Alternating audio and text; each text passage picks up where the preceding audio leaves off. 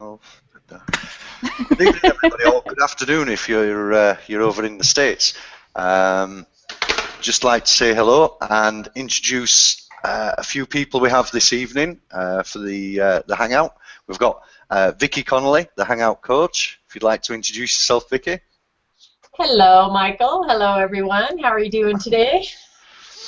And we have Patty with us as well. Hi, Patty. Hi, I'm Patty Masulo, and I help local businesses with their online marketing. Hi, Patty. And we have Kat Simpson as well. Hi, Kat. Hi guys, it's Kat Simpson. I hope you're here and you found us. I'm testing a new format for my webinars, so I wanted to invite everybody. I hope you found us. And That Cat from thatcat.com. And it's just the four of us, so being ready. So before we get started, this is a new format for me. And as opposed to using Citrix GoToWebinar, where you only have one little place to type your questions, this is a really cool option because with Google Hangouts and with the hosted Hangout software, you can ask your questions or make your comments anywhere you're watching this video. So if you're on the Facebook page and you're watching this video, just type down the bottom the Q&A. If you're on YouTube watching it, you can type a comment there on YouTube. If you're a Twitter freak like me, you can type on Twitter. Wherever you're watching the video, the way to make sure that we can see your question or your comment is to use the hashtag symbol and hosted Hangouts. That's hashtag HOSTED HANGOUTS, hashtag hosted Hangouts. You can type your questions or comments anywhere you see the video and we'll find them. Okay, so I'm just going to do a quick rundown of why you need to be a multi-channel seller. And just in case people don't understand, what is a multi-channel seller? Very simple, just what your mom told you. Multi-channel means many places. eBay is a channel where you can sell items. Amazon is a channel where you can sell items. Shopify is a channel. A single channel seller means you sell on only one of those platforms. A multi-channel seller sells on more than one. And my presentation to you tonight is to explain to you why I feel every seller should be a multi-channel seller. I know that many people here listening to this Hangout and this webinar presentation are sellers on Amazon. Amazon is a huge channel and definitely should be part of your channels where you sell your products. There are many, many customers who are extremely loyal to Amazon and will only purchase from Amazon. It's a great channel, but should it be your only one? Several of you are probably interested in using Fulfillment by Amazon. This is like another step in using Amazon as a seller. Fulfillment by Amazon means you sell your items on the Amazon platform, but you also use the Amazon fulfillment system. So you're a Fulfillment by Amazon seller. And the other big 80-pound gorilla in the room is eBay.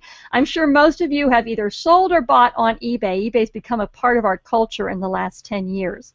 So if we have these successful platforms and we have specific buyers who only want to purchase on one platform, some buyers just love eBay and they'll only buy there. Other buyers adore Amazon and would not buy anything on eBay.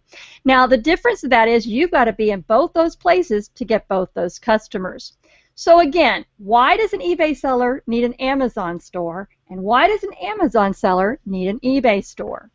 Well, let me tell you a little story. I was a very big eBay seller for many years. I sold off and on from 1997 on. In about 2008, I guess I really ramped up my selling and was going full speed ahead, and had discovered Amazon FBA, and I was so excited with Amazon FBA.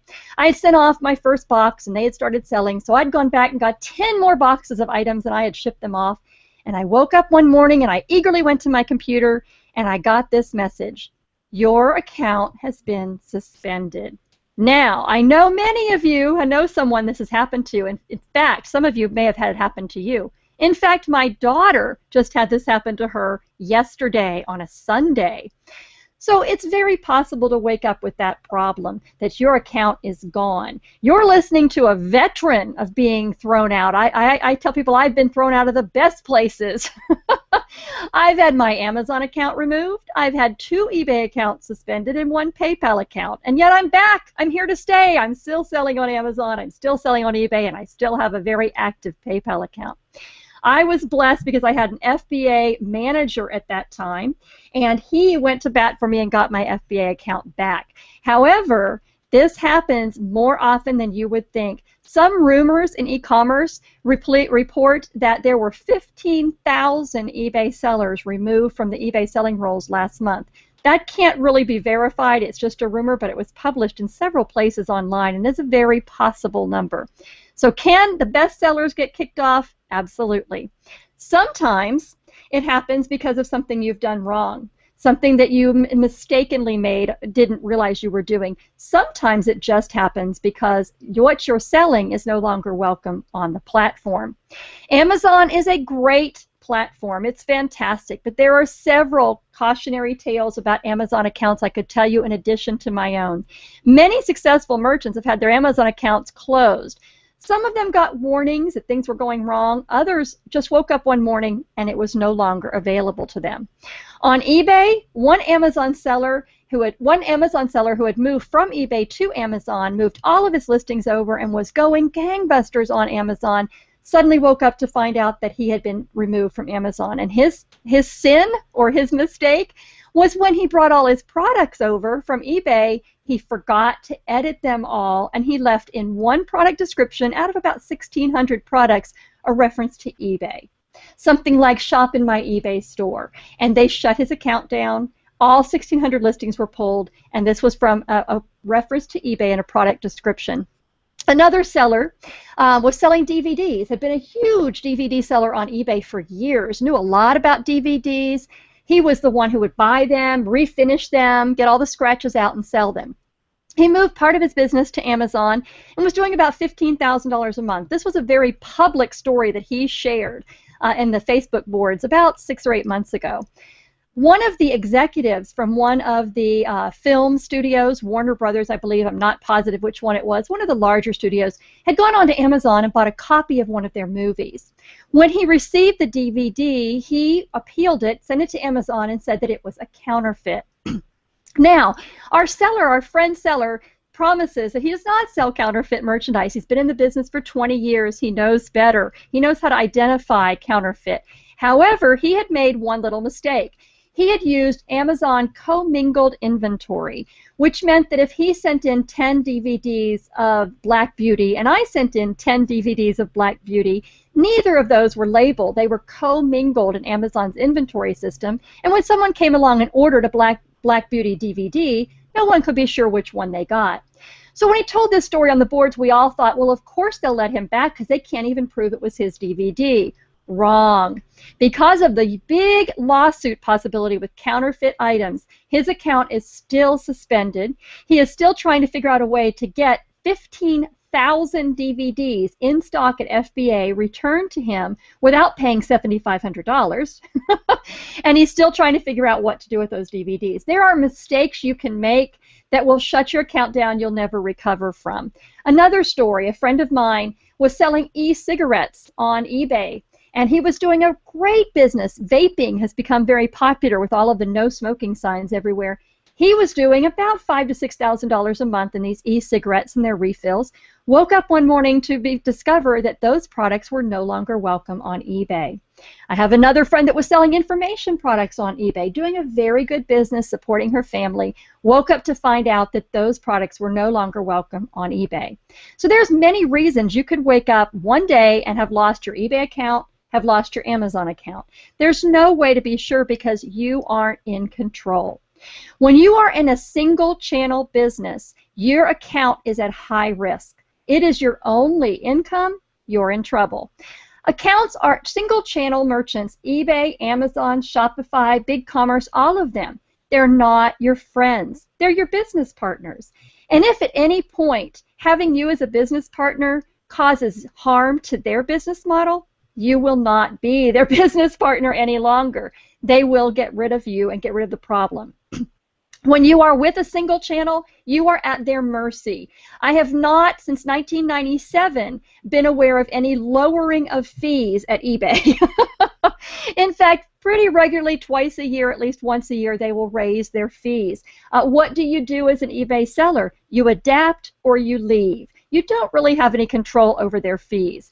Who remembers all the buckets of change? eBay used to call them buckets. We're releasing our spring bucket and our fall bucket. How many of you had some input into eBay to really shape those policies and maybe make some changes. I would bet maybe one or two of you think you did, but in reality, it was eBay making those decisions. They're a business. They have stockholders. That's how they make choices. So when you're on a single channel, your account is at high risk. You are at their mercy if they raise fees or change their policies. Remember, your sales channels are your business partners. They're not your friends. Another friend of mine uses this phrase: don't love anything that can't love you back. People say, oh, I love eBay and I love Amazon. I don't, because they can't love me back. I love selling on them, and I love the opportunities they offer me, but I don't love them because they don't love you back. Just remember, and again, this is the negative side, it's not to make you give up and throw up your hands, and it's to make you realize that there are things to be aware of and make plans for your business to succeed. There are way too many chances for a business sales channel to shut you down. You need to cover yourself. Diversification, great big $5 word there. It reduces your risk. You need to remember that your brand, that's you, that's who you are, is your biggest long-term asset. In addition to the fact that you could lose your account, there's something else we need to understand. Every one of us as a seller lives with the reality of competition. When you're a seller on Amazon or a seller on eBay, how many of you remember this phrase, the race to the bottom? Well, the race to the bottom goes on both channels, every channel, because there's always someone willing to make a little less money than you are. When you are a single channel seller, there's no way out from the race to the bottom. So what are we going to do? We're going to use that great big $5 word, diversification. We are going to diversify. Now, that's the fancy dollar word, diversify. The word that your mom told you, the one I like, don't put all your eggs in one basket. Unless, of course, they're chocolate eggs and it's my basket. Then you can do that. But remember, when you are diversifying and you're trying to think this big fancy word, all you're doing is spreading your risk around. You never want your entire business to be in someone else's hands. If you choose to use the eBay marketplace and you choose to use the Amazon marketplace to make money for your business, to market your products, that's a wise decision. But remember to cover your risk. Diversify. Don't put all your eggs in one basket. eBay is a great venue, so is Amazon. If you want to sell in those venues, I can teach you how to do it and how to do it well. But I recommend you learn both. Do we have any questions? I know that we have a lot of people on the Hangout, but I'm not sure where the questions are, so I'll let you see if we have any questions for us. Michael, did we get any questions at all? We're back to Michael. He's coming. My tech guy is just on the ball all the time. I'm trying to turn screen share off, and I'm still figuring it out. Yeah, if you hit the escape button, yep, there you go. All right. Okay, so I don't think anybody chimed in, so because I didn't see any questions. Did I miss anything? And I'm not getting the stream on my comment tracker. I was. And then now I'm not. And Michael, we're not hearing you at all.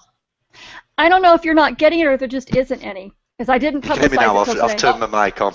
Yep, there we can hear you now. We can hear you now. I have a question, Kat. Yes. How do you manage to give such a polished presentation? That was great. That was like 10 minutes. Yeah. I know. But I actually learned more about, I've worked in IT for 15, 18 years. I learned more about eBay and Amazon in that 5-10 minutes than I've learned in all that time. Thank you. I remember somebody once, and I didn't quite understand the statement at the time, but they said to me, you should always have five revenue streams. I thought, what does he mean by that? And you've summed it up there nicely. I have an account on Amazon. I have an account on eBay. I don't sell massively. I don't have an online store. But the question I put myself into the Q&A, A, to test it, and B, to remind myself later, was would you recommend not just using the platform to sell products, but actually set up a store on that platform? So, for example, an eBay store or an Amazon store, etc. What would you recommend? I definitely would. Amazon, it's not the same thing as a store. An Amazon store is just one page where all your listings are. You can't really do any branding or anything, and you automatically have one if you sell stuff there. On eBay, I think the stores are a huge value. In fact, I have a 2-hour presentation on eBay stores, which I won't bore you with. But there's a lot of SEO and opportunities there. Of course, eBay's just come out with a bunch of changes, so we're still figuring that out. But I think eBay stores, even for someone like you that sells services, you how to do Hangouts for your business. I have this great software I can market. Amazon's kind of tricky on selling services, but eBay store would give you a lot of SEO, a lot of new clients, because eBay sellers are really moving into video, aren't they, Vicki? Yes, they are. They are. Yeah. Everybody's moving into video. Yep, slowly Matt, or fast. Kat, I noticed there was a question from Andy Dew, but he asked the same thing. Would you recommend setting up a full online store on eBay or Amazon? Yeah, on Amazon, I mean, they're only going to give you the option of uploading your logo, so why not? There's very, very little branding you can do on Amazon. Amazon should not be seen as a customer acquisition channel. Basically, I refer to myself as an order filler for Amazon. I'm a drop shipper for Amazon. I'm fulfilling Jeff Bezos' goal of selling everything ever invented on Amazon. I'm helping him fulfill that goal. And by doing that for him, he's letting me make a lot of money. But nice. I don't see it as a long-term. It's going to keep evolving. We'll see where it is in a year, 2 years. But there's not a long-term there of building loyalty until you go into what Andy's starting to look into, which is private label products. Like if I wanted to come out with my own Cat's Boutique hand creams and Cat's Closet furniture items, that's a way of building a following on Amazon. Other than that, just as me selling somebody else's products, the opportunity's not there for that, I don't think. On eBay there is, and right now I think everyone should be taking, it's $15.95 a month. It's like buying one latte and a muffin. I mean, that's it. And the SEO opportunities are amazing. So yeah, I think an eBay store, my whole presentation at SCO was why does an Amazon seller need an eBay store? And it's building your brand, it's building your list, it's customer acquisition, all of that can be done on eBay. Okay, just something leading on from that perhaps is you're probably aware that Google recently launched help-outs in the US. And, oh yeah. You know, for me this is a perfect opportunity, but I'm not based in the US, so I've got to wait, and eventually I'll be able to get some listings up there.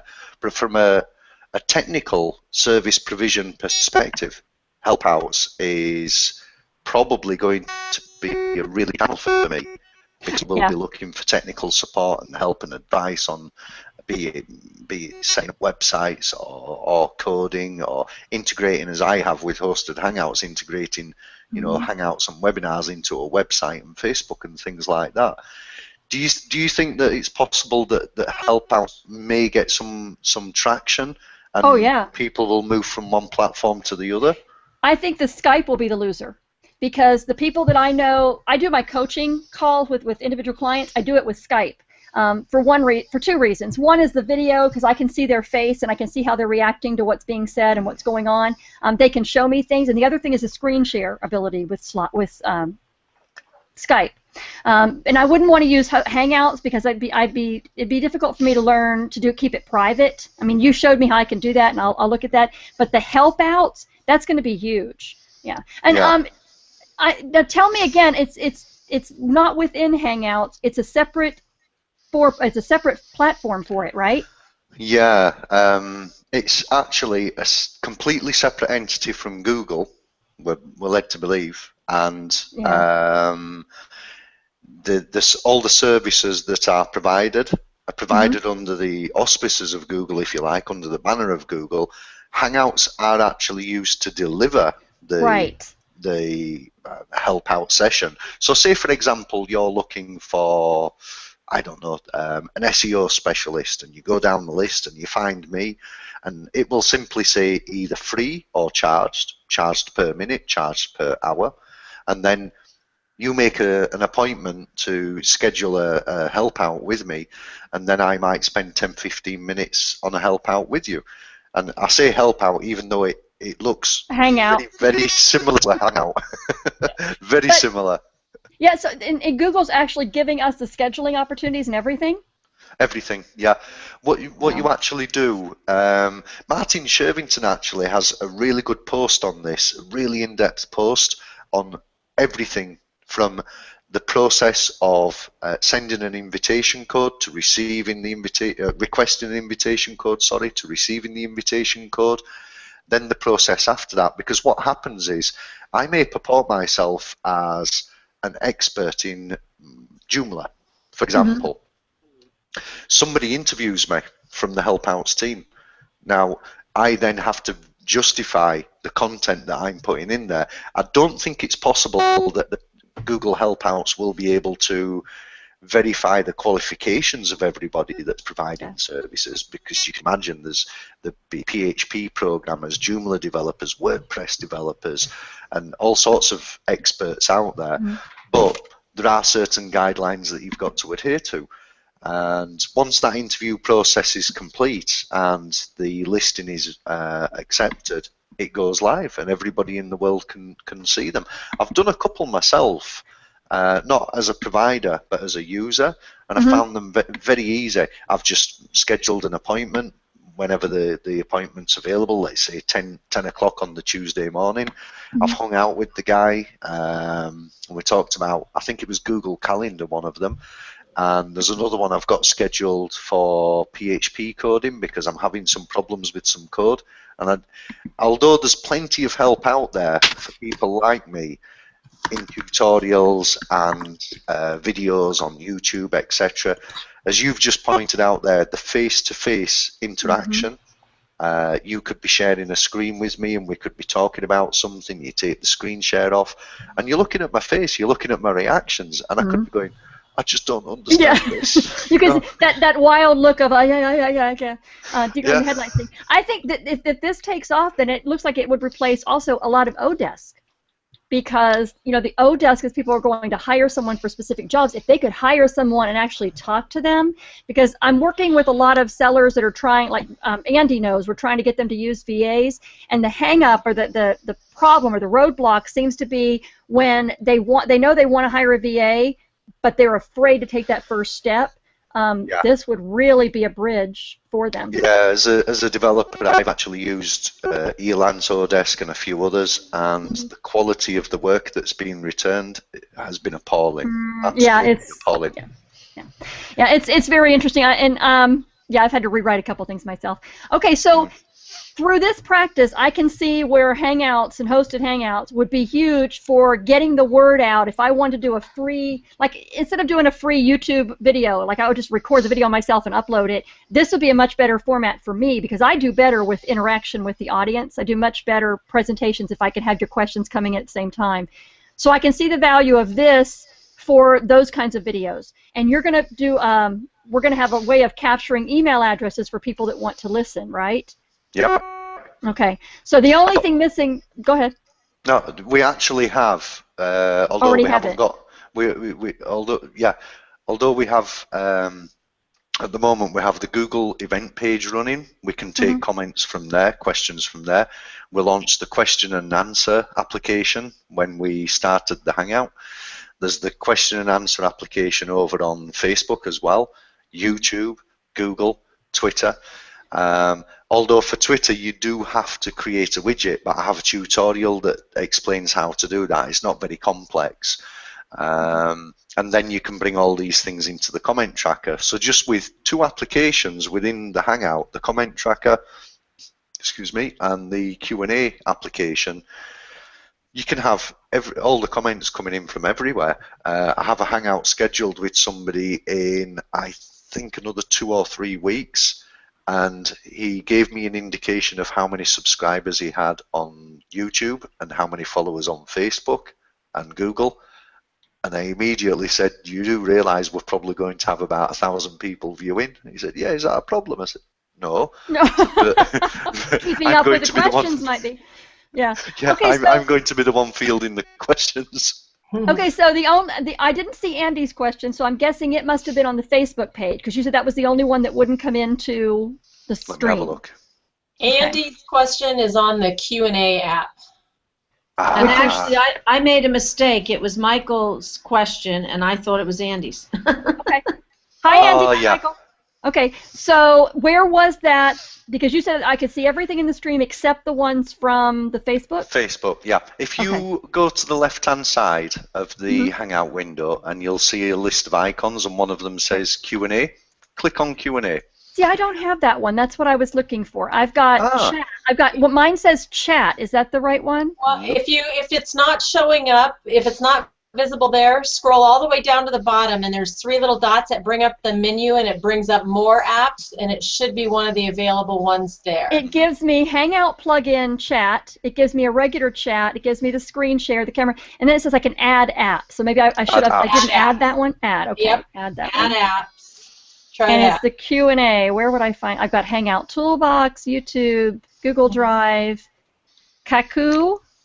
Google Effects. It should have a big. Well, it should be one of the icons that's on there. Just a little blue box that says Q&A, kind of aqua blue. No, I'm looking at. Oh, it says it's chat is what it's showing me. I've got slide share, foundation, remote desktop. It should be right under screen share, Kat. Yeah, right under screen share. Yeah, no. It's a light blue. Under screen share as a camera. You are on a Mac, aren't you? Yes, ma'am. So am I. So am I, and I see it. Well, sometimes you can, sometimes you can't. Okay. Well, what I'll do then, Kat, later, after the Hangout, I'll go and find the link for the Q&A app, because you can actually click a link and load the app in bulk. But once you've loaded it once, it stays there. Okay. Yeah. And then the other question I had, being able to see the questions, that's really cool. And having people be able to interact all across the stream, I love that. The other thing is what Patty and I were talking about is giving out free information is what I like to do, but I would like to at least get their email address so that in the future I can market to them. So is there a way to say, we'd love to have you watch the Hangout, but we need your email address? Yeah. There's a couple of ways we could do that. I'm currently reworking the code on hosted Hangouts so that when you create an event, it lists, as I showed you the other day, there's the call to action and the description.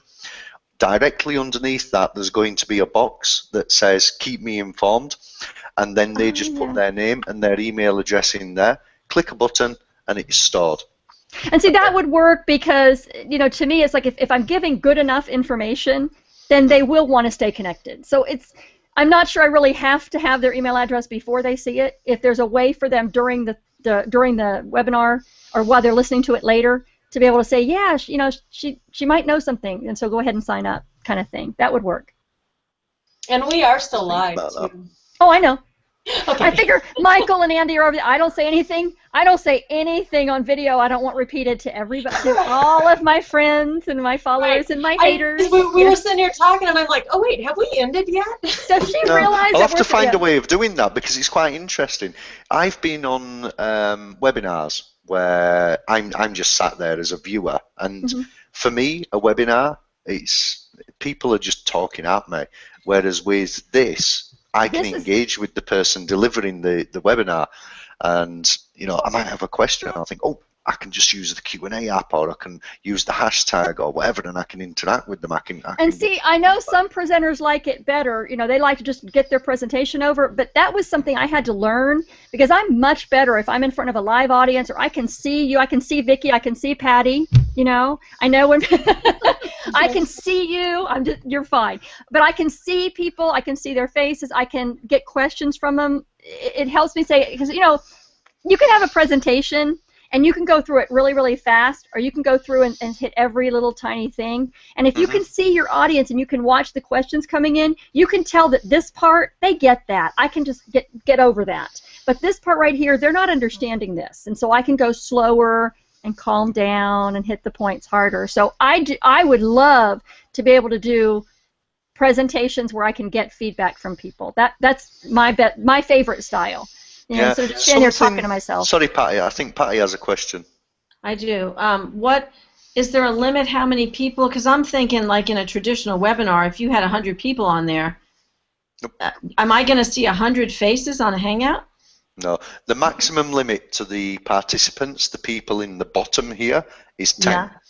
If you have a Google Apps account, it's 15. However, I have heard stories of people with Google Apps accounts who have problems loading applications that all 3 people get, So I wouldn't recommend Google Apps if you're going to get it just for Hangouts. But you can have yourself and 9 other people. I would recommend, this is only my own personal suggestion, a host, a co-host, and a technical. Now that technical could be the co-host, because that person then can manage the comment coming through, the comment tracker, the Q&A application, and various other things, and then you've got the host and the co-host to work with each other. So you have space for 6, 7, 8 other people to actually participate. And it makes, for me, when I've seen Hangouts that are run that way, with more than one person, 5 or 6 people, much more interesting, because everybody has different opinions and different input. Well, but what if I'm teaching something? Like, for instance, on my local webinars that I'm doing for businesses, I'm teaching these specific members of organizations like the Chamber and stuff, different things that they can do to increase their online presence. So in those venues, I don't really want it to go up, there's not going to be multiple people with me. It would just be me and them. Right, so you broadcasting to a audience. Fine, there is no limit. I know that you may be familiar with GoToMeeting, GoToWebinar, and various other products out there. This product has no limit whatsoever. You could have 1 million people watching simultaneously. The only limit is your cognitive ability to take the feedback. That's because you can stream this. I could have this streaming live right now on my YouTube channel, right, Mike? Right. Mick? Right now it's streaming on Hosted Hangouts YouTube channel. Right. It could be streaming on yours or Patty's, and you could have, as this chap is going to have in a month or so, whenever we get organised, we've got to sort out the technical details, you could have 1,000 people watching at the same time, and 20 or 30 of those engaging directly and asking questions. So if it gets to that stage, yes, you would need somebody technical to help. Yeah. But there is, just to put your mind at ease on that one question, no limit whatsoever. You could have 1,000, 5,000 people watching simultaneously.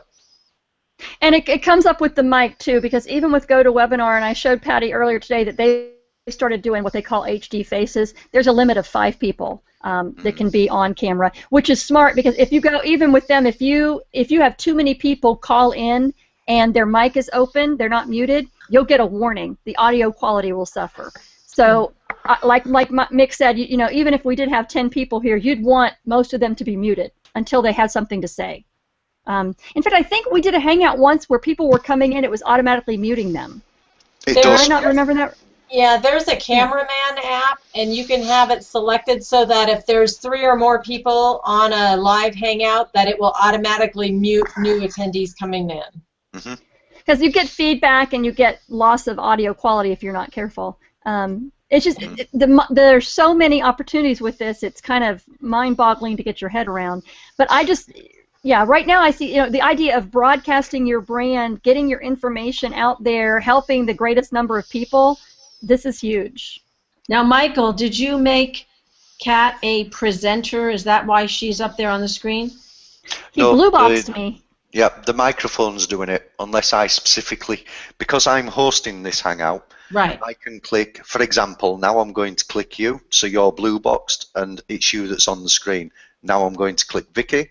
Vicky is on the screen. So you'll notice at the beginning, even though I fluffed a little bit, I said, and I'm going to introduce Vicky. Would you like to say something? I blue boxed Vicky, and then yourself, and then Kat. And the intention is, because it's live, I can't really put my hand up with a little sign saying, I'm coming to you next. So you have to do it verbally, give a verbal cue. But now I don't have anybody blue boxed. So if I go quiet or mute my microphone and somebody speaks, the cameraman is automatic and it switches. Or if I start person. talking over him and I get louder than him, eventually it'll pick me up. Well, you are blue boxed though. Not anymore. No, you're blue boxed. You've blue boxed, Kat, Patty. So you could blue box whoever you want, but the audience is going to see whoever Michael blue boxed, or if no one's blue boxed, whoever's speaking. But like say there's some cute guy on a Hangout that you just want to watch him, you can. Did she say that out loud? This is where I pitch Vicky and the Hangout coach. Because Go talk to Vicky. I have So I have an agreement with. Sorry, go on, Patty. I'm sorry. The host has control over that. Is my question correct? Yes. Okay. Ultimate control. You can Right. blue box yourself, Okay. and you can make sure that the frame's right. For example, I'm speaking now, and I know if I move to the right, the camera follows me, and I've got the background there that I don't want in. So I just move to the left, and the camera follows me over to the left. Oh, I get it now. Okay. Okay. Very cool. If, Right. however, you have me blue boxed, and I blue box Cat, Cat is the one that's on the main screen, and everybody sees Cat.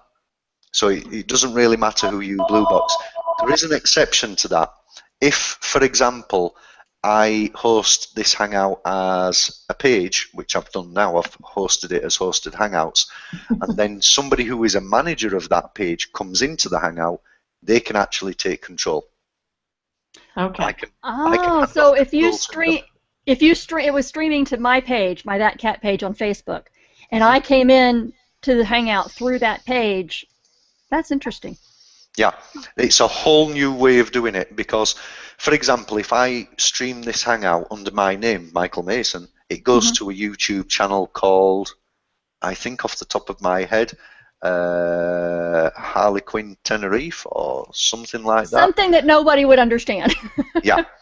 Whereas because I've hosted the Hangout, created the event and hosted the Hangout under Hosted Hangouts, it goes to the Hosted Hangouts YouTube channel. But if somebody who is a manager of that page, for example, Vicky, goes to the page to manage it and then clicks Manage this page and then jumps into the Hangout, they automatically come into the Hangout as Hosted Hangouts, even though I'm already in. Okay, interesting. There's so many ways of doing this because it can stream anywhere. That's the other thing, Patty, that I think is really cool about this is that you can put up, you can have this on your Facebook page, and Facebook is such a draw for people. They're familiar with it. A lot of people who, I mean, I don't know if I've been doing webinars for quite a while, and we still get people who are really freaked out because they click the button to go to a webinar, and it makes them download that little thing on their computer, and they really don't like that. They really don't. It's scary to somebody who's new. So this is, they don't have to download anything. It's right there on their Facebook page. They can just watch it. Not to view. Nope. Yeah. One of the things we did as well when we developed the Facebook application was we made sure that no like was required. So you don't have to click a like button to view. You don't need to log in. And you don't even need to log in to make a comment. So if you want to reach an audience on Facebook and you want to use Hosted Hangouts, I can guarantee 100% no login is required, no like is required. If you want the content gated, as it's referred to, we can put a button at the top that says click like to participate in this webinar or to view this webinar that's going to go live on Thursday. Now that is a way of increasing the likes on your page. Right. But it's a fine line because if you read the Facebook terms and conditions, you're not supposed to gate content. But yet you can. Really? Yeah. Technically, you can't gate content on your own page, your own website. I think that's, you have to interpret this because it says no gated content. Now, my interpretation of that is that you cannot have content on your page that says, here's some information here, but if you want the secret sauce, you're going to have to click like on your website. And that's what everybody does. That's so weird. Yeah. Yeah, I know. But you can do it on Facebook, and it's really strange. I've read the terms and conditions, and they change every few months. Come back to how they used to be now. I mean, there's been some other changes on Facebook that I'm not particularly fond of with regards to the media, the types of media they'll allow, but I won't get into that. As a medium, it's known. And it's easy for people. Most people have a Facebook account, so why not deliver your webinars through Facebook? They won't need to install a plugin. They won't need to download an application. Excuse me. All they do is go to your Facebook page, click the page that says View Next Live Webinar, and there you go. The webinar's there live.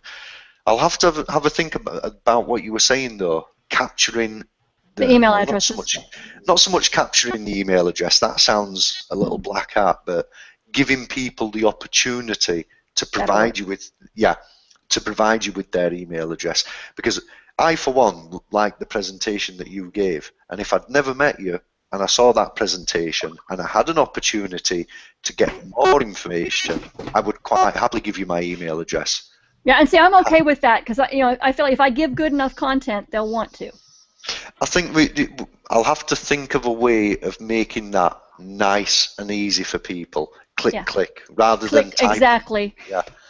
Well, here's the other thing. Like Aweber, I use my email list is on Aweber, and they have some kind of plug-in for Facebook that I can put a sign up for my newsletter on my Facebook page, and if they click that link, it automatically, if they're logged into Facebook, it pre-fills the Aweber information with their Facebook profile. Yeah, they have to use Facebook Connect in order to use that, though.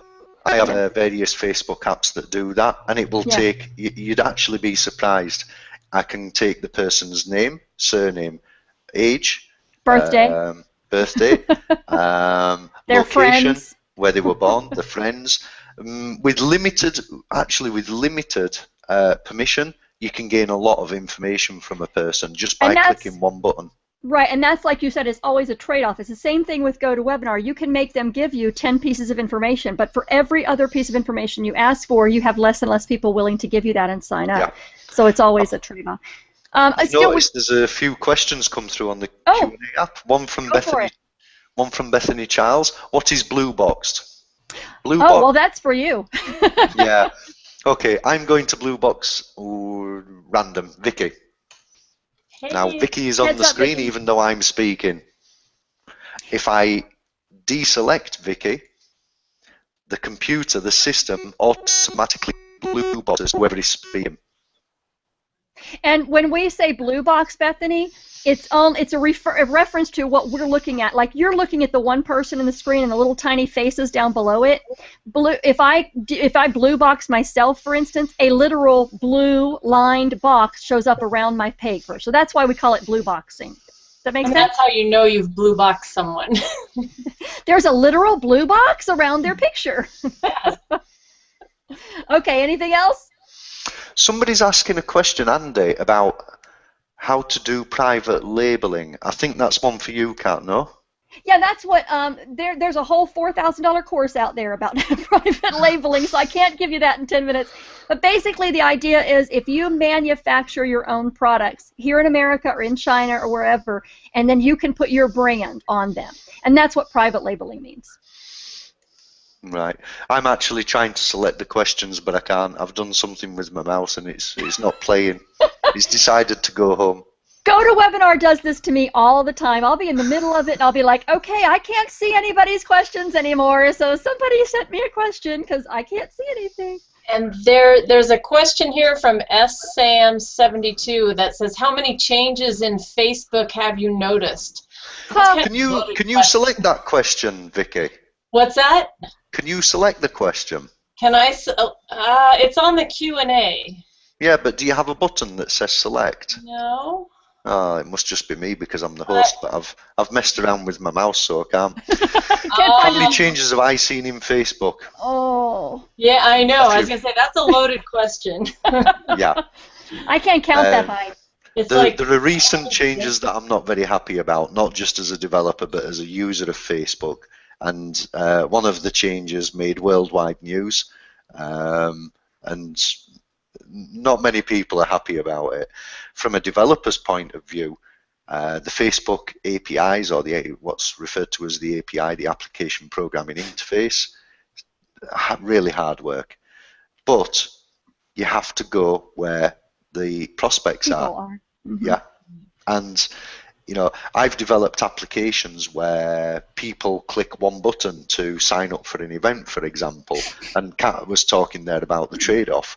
Now, just by clicking one button, I'm capturing the person's name, surname, email address, and various other pieces of information about the demographics of the user, putting that information into a database and giving them a confirmation email that they've subscribed to this event. However, a dialog box does come up and it says this application is going to use your name, your email address, etc., etc., etc. So it's a trade-off, and I personally prefer to ask for as little information as is possible. When I'm designing a website for somebody and they want a contact form, they may say to me, can you put a field in there for company name? And my immediate response is, why?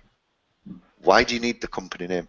Because it's one extra field that person has to fill out, and it's entirely possible that you will lose the prospect purely because you asked for company name, not because they don't want to give you the information, but because time is precious. And I'm a great believer that websites or systems, processes should be simple and should be easy for two distinct user groups.